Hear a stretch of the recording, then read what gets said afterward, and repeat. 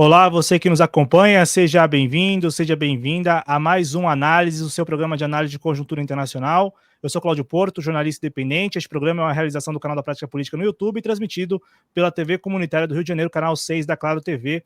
Comigo, como sempre, André Nunes, analista político. Como vai, André? Tudo bem? Tudo bem, Cláudio. Queria agradecer muito a você, ao teu canal da Prática Política, que, como sempre, apresenta excelentes programas e programação ao vivo também. E também agradecer, obviamente, à TV Comunitária do Rio de Janeiro, canal 6 da Claro TV. Obrigado.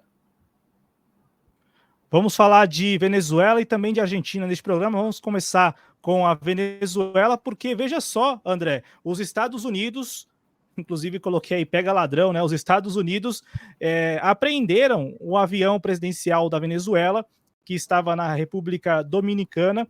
Esta notícia já repercutiu bastante, tem aí como pano de fundo as eleições que ocorreram no dia 28 de julho na Venezuela. Eu te pergunto, André, por que a chamada comunidade internacional assiste passivamente à decisão dos Estados Unidos de roubar, porque é isso, roubar um avião presidencial como este da Venezuela? Você utilizou exatamente o termo correto, Cláudio. Roubar, são corsários. Os Estados Unidos é um país corsário, herdeiro do Império Britânico, que tradicionalmente praticou pirataria ao redor do mundo.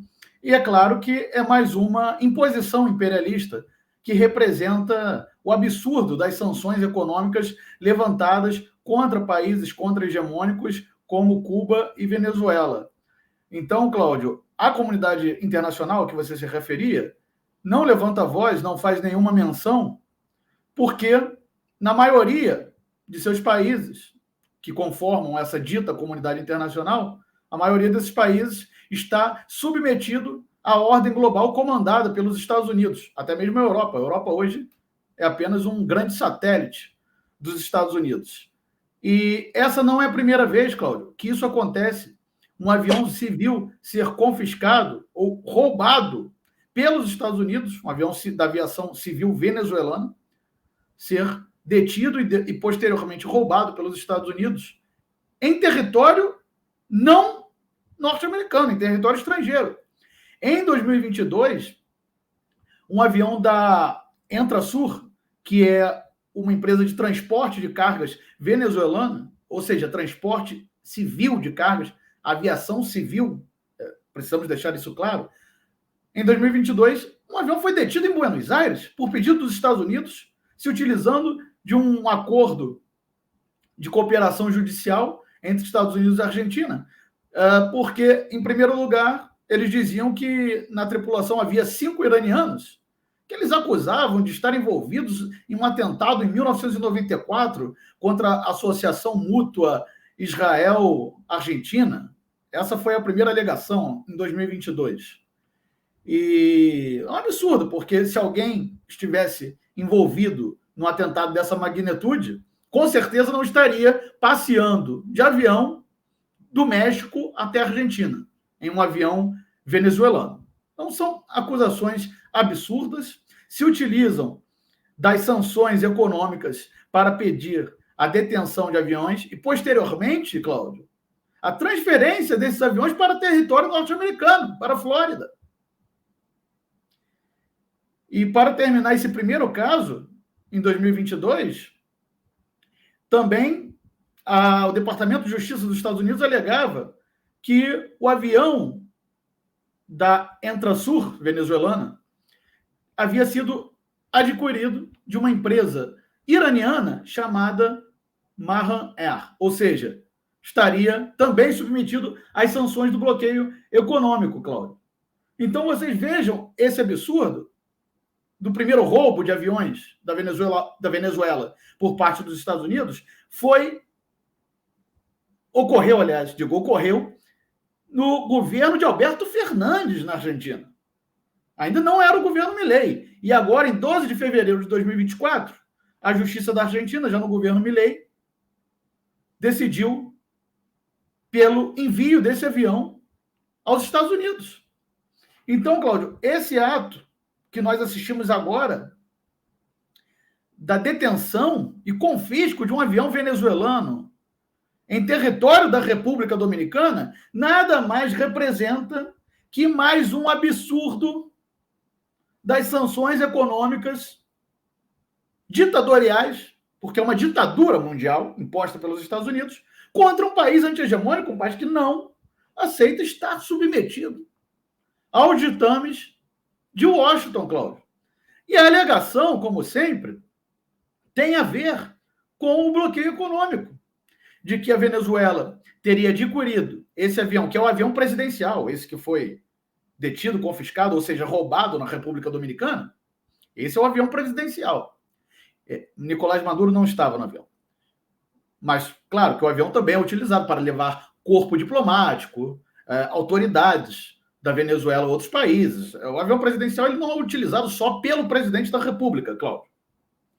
Então, dessa vez, a alegação, ou seja, a desculpa, para a detenção e confisco de um avião civil da Venezuela, em território alheio aos Estados Unidos, ou teoricamente alheio, porque o país se comporta como vassalo, foi o caso da Argentina, como agora o caso da República Dominicana. E a desculpa era de que havia sido criada uma empresa de fachada para que pudesse comprar um avião que foi fabricado nos Estados Unidos, que pode ter sido comprado por uma empresa criada especificamente para burlar o embargo econômico, não há dúvida. Mas o avião já pago 13 milhões de dólares. É confiscado, detido e confiscado num aeroporto da República Dominicana. E é um grande sinal, Cláudio, de vassalagem, eu diria. Vassalagem, esses países estão totalmente submetidos à hegemonia global dos Estados Unidos, Cláudio. E é por isso que confiscam aviões em nome daquele país, daquele império, dos Estados Unidos da América, e enviam a Flórida para Fort Lauderdale, como tantos outros absurdos dessas sanções econômicas que nós assistimos, Cláudio. Desde detenção, roubo, confisco de aviões, até o confisco de 31 toneladas de ouro pelo Banco da Inglaterra.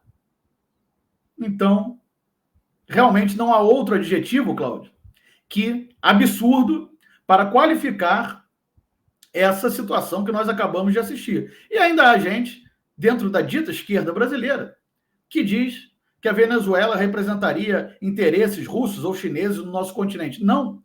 A Venezuela representa seus próprios interesses, luta pelos seus próprios interesses e pela sua sobrevivência. Uma sobrevivência que a nação deseja que não esteja condicionada aos ditames do imperialismo norte-americano.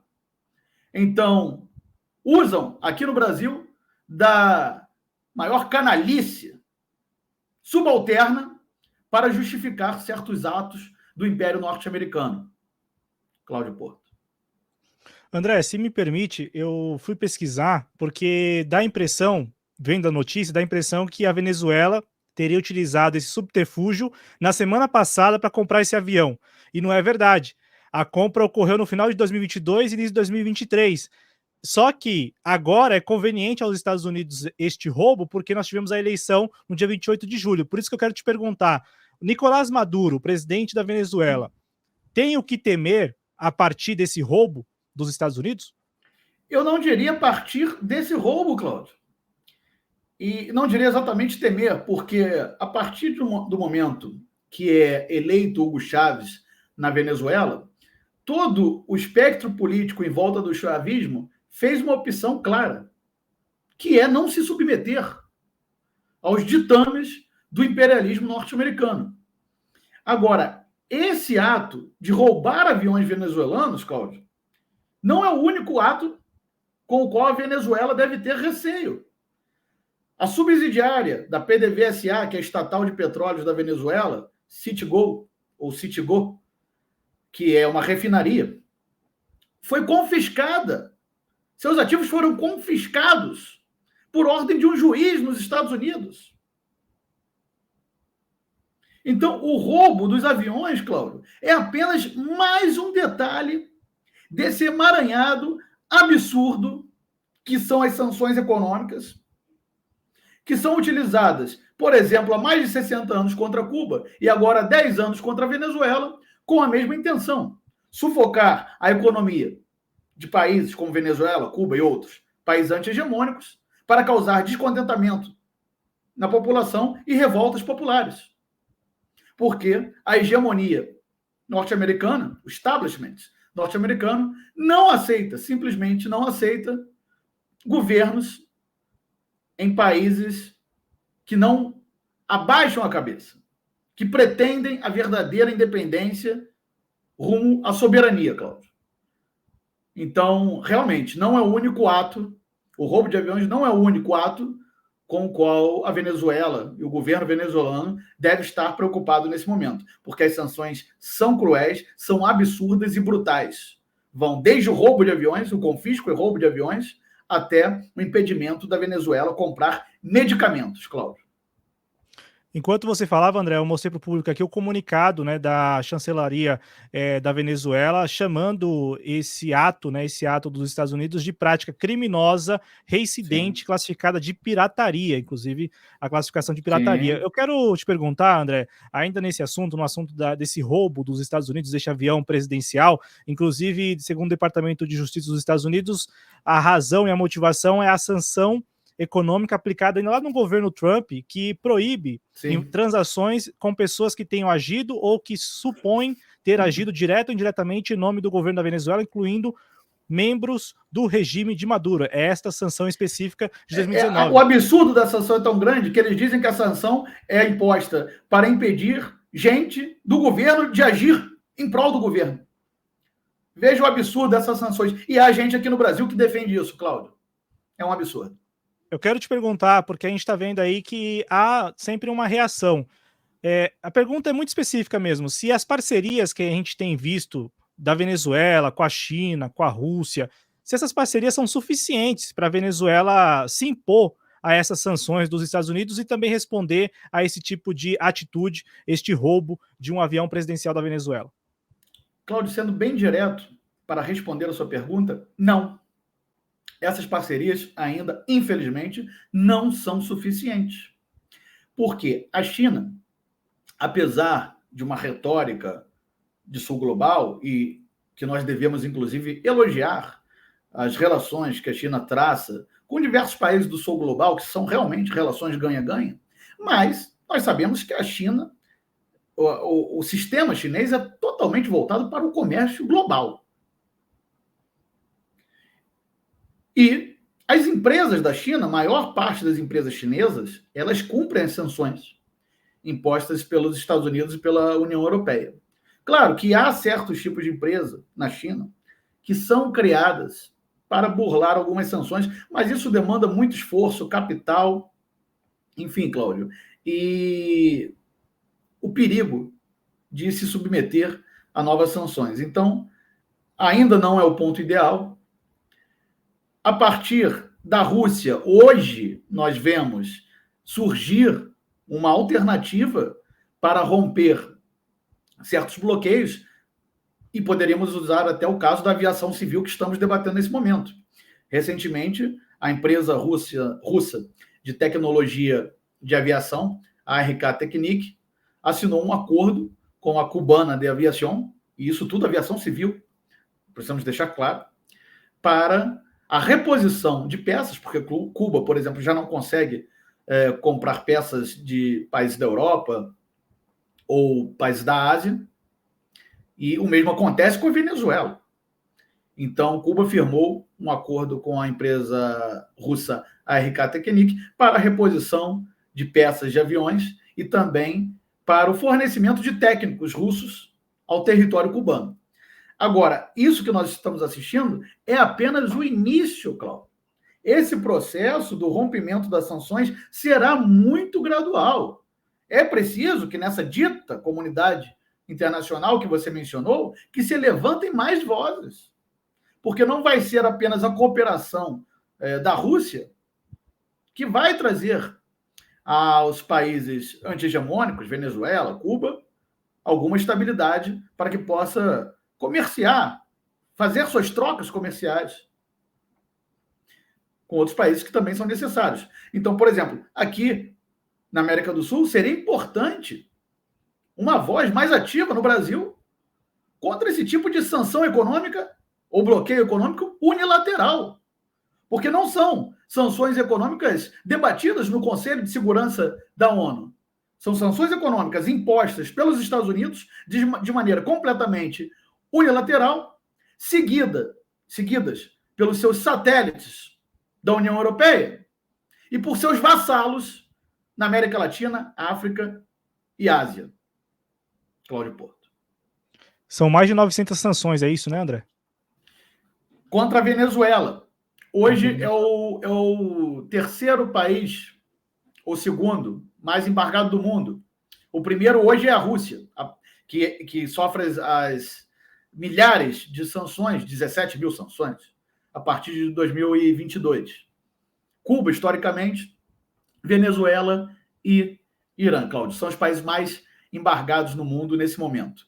Agora, podemos assistir algumas alternativas. A Turquia acaba de pedir sua adesão ao BRICS, mas é um país membro da OTAN. Então, eu creio que algumas entradas de países no bloco devem ser analisadas e com o pedido de condicionantes. Rússia e China deveriam pedir a Turquia, se quiser mesmo entrar no BRICS, para que deixe a OTAN. Creio que não acontecerá, Cláudio, mas vamos ver como as coisas vão sendo colocadas daqui para frente. André Nunes, analista político, você encontra ele nas redes sociais. Enquanto o Twitter estiver fora do ar, você pode encontrar ele lá no Telegram, no portal do André Nunes, o canal dele no Telegram, e também aqui no YouTube, no canal Conversando com o André Nunes, sempre o arroba no YouTube, né, no vídeo aqui do Análises, tem o arroba lá na descrição do vídeo. André, vamos falar da Argentina. No Instagram é o mesmo, é o mesmo arroba, Cláudio. Do Twitter? Nunes, do Twitter? underline RJ, isso. Instagram, então o arroba ainda vale. O arroba André Nunes _ RJ, lá no Instagram você encontra também o André Nunes. Vamos falar de Argentina, André, porque é o seguinte, governo Milei, olha só, essas imagens aí são imagens de uma manifestação de aposentados lá na Argentina, porque o que aconteceu? O Congresso aprovou o aumento das aposentadorias desses aposentados e pensionistas, né?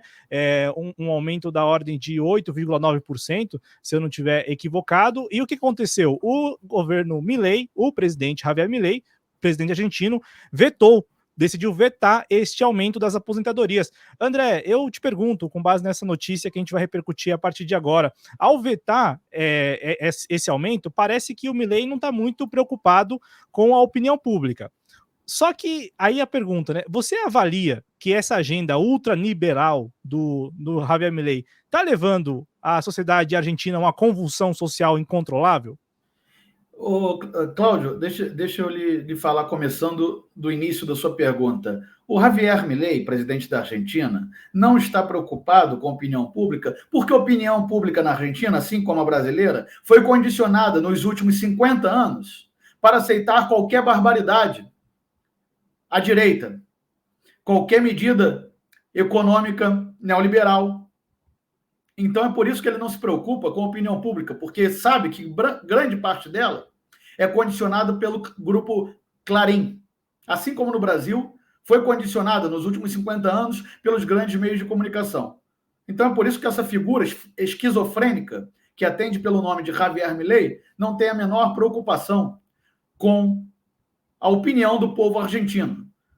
Agora, quanto à questão da aposentadoria, Cláudio, o valor do reajuste seria ainda mais baixo do que você citou.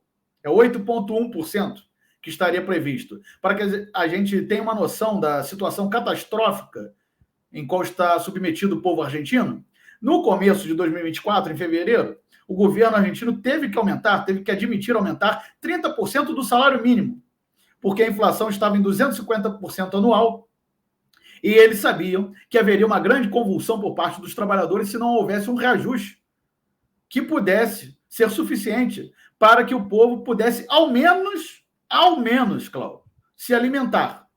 Quanto à aposentadoria, para que o nosso público tenha noção das dificuldades pelas quais passam os aposentados, na Argentina chamam de jubilados, é o termo em espanhol, mas os aposentados argentinos passam, o salário da aposentadoria na Argentina é menor que o salário mínimo no Brasil.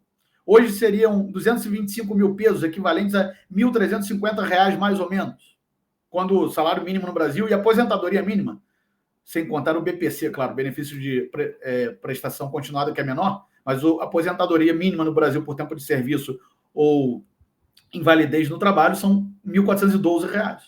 Na Argentina, que historicamente teve salários mínimos e aposentadorias maiores que a do Brasil, e por isso tinha uma classe média maior e mais pujante que a classe média brasileira, Cláudio, hoje o salário mínimo na Argentina e a aposentadoria estão abaixo do Brasil. E só para que a gente tenha mais uma ideia, Cláudio, das dificuldades dos aposentados na Argentina, o que chamam de cesta básica dos aposentados na Argentina, que não é apenas de alimentos, envolve medicamentos, aluguéis, serviços públicos, etc.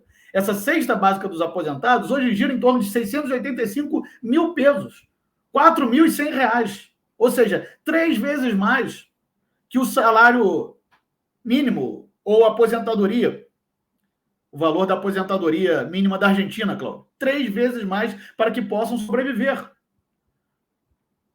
Isso nos últimos índices divulgados, porque novos estudos, agora em julho, já apontam que essa cesta básica de aposentados, que envolve medicamentos, que tem uma alta absurda na Argentina nesse momento, essa cesta básica de aposentados pode chegar a 900 mil pesos, R$ 5.300. Ou seja, já se torna impossível a sobrevivência desses aposentados na Argentina, Cláudio. E nós estamos aí assistindo essas imagens que você acaba de colocar na tela, esse absurdo, essa repressão contra gente de idade, gente que trabalhou a vida toda.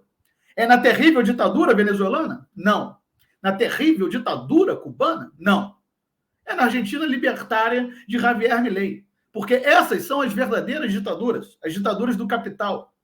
O capital se sobrepõe aos interesses coletivos, Cláudio Porto. E isso que nós estamos assistindo na Argentina vai começar a se repetir por diversos países, porque essa chamada nova direita, que nada mais é do que a velha direita de sempre, com uma nova roupagem e uma retórica um pouco mais agressiva, a partir de agora é o que vão enfiar goela abaixo de toda a população, com o apoio irrestrito dos meios de comunicação que estão sempre fazendo campanha neoliberal, pró-austeridade, mas austeridade, é claro, para o povo trabalhador, porque para os barões do mercado financeiro internacional nunca há austeridade, ao contrário, há uma bonança de juros para pagamento de uma dívida pública que vai se tornando impagável, tanto na Argentina quanto aqui, Cláudio. Essa figura, Javier Milei, é mais um desses esquizofrênicos que vão surgindo e sendo apoiados, sim,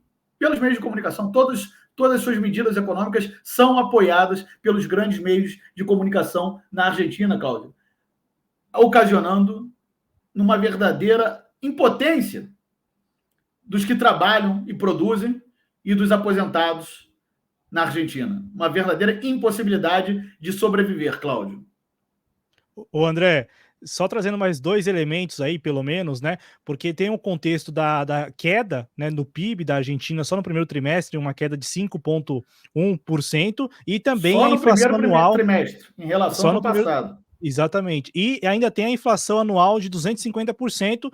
Esse é o contexto em que se dá esse aumento que foi vetado pelo presidente Javier Milei. Eu quero te perguntar, com base nisso, com base até no que você acabou de falar sobre o suporte que é dado ao Javier Milei para empregar essa agenda ultraliberal na Argentina. A gente tem visto aí que o Javier Milei tem estreitado laços com os estadunidenses. Você acha que o Brasil deveria se preocupar com essas relações que vão além da chamada internacional fascista? Qualquer aumento de presença norte-americana e de laços norte-americanos com países vizinhos do Brasil deve ser motivo de preocupação para o governo brasileiro. É preciso estar atento. Javier Milei pretende entregar uma base na Patagônia, uma base militar para os Estados Unidos. Qual o sentido disso? Então, realmente a diplomacia brasileira deveria estar mais atenta ao que acontece aqui no vizinho Argentina do que fazer papel de fiscal de atas na Venezuela. Os grandes temas estão aí, Cláudio. Você acabou de citar um deles. E a diplomacia brasileira deve estar mais atenta.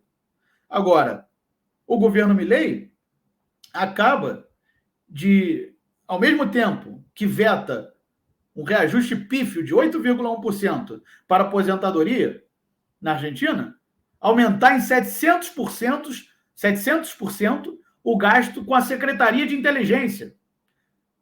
Ou seja, aumentou de 102 milhões de dólares para 577 milhões de dólares anuais. O gasto de uma secretaria que trabalha para realizar convescotes libertários de Milei ao redor do mundo. Ou seja, espalhar essa ideologia de quinta categoria que muitas vezes nos é vendida como ciência aqui no Brasil, Cláudio, pelos nossos meios de comunicação. Então é daí que surgem esses tipos de figuras, de think tanks e do apoio dos grandes meios de comunicação. Não é à toa que no Brasil nós assistimos ao surgimento de figuras muito, muito parecidas com Javier Milei, que eu não preciso nem citar o nome aqui, Cláudio. O André, e isso é muito importante, né, o que você falou sobre a preocupação da diplomacia brasileira. Você acha que a diplomacia brasileira está de olho, atento a esses movimentos do Javier Milei? Cláudio, infelizmente eu vejo a diplomacia brasileira, no caso com a Argentina, atuando de maneira muito cautelosa, muito cautelosa. Eles não têm se colocado de maneira como uma liderança regional que o Brasil deve ser. Nesse caso da Argentina pretender instalar uma base militar na Patagônia, o Brasil deveria ter reagido imediatamente. E não pode ser só com notas de rodapé, Cláudio. Nós necessitamos do pronunciamento do alto escalão da diplomacia brasileira, ou seja, do ministro das Relações Exteriores. E também, é claro, do nosso presidente Luiz Inácio Lula da Silva. Não podemos esperar menos. Infelizmente, a diplomacia brasileira vem patinando em certas questões. Cláudio. Muito obrigado, André Nunes. Obrigado a quem nos acompanhou. Vamos encerrando mais uma edição. Valeu mesmo, viu, André? Eu é que agradeço. Obrigado. E a TV Comunitária do Rio de Janeiro também, Cláudio, obrigado, e ao seu canal. Até a próxima. Um abraço a todos, muita saúde. Voltamos na próxima edição do Análise. Forte abraço. Até mais. Tchau, gente.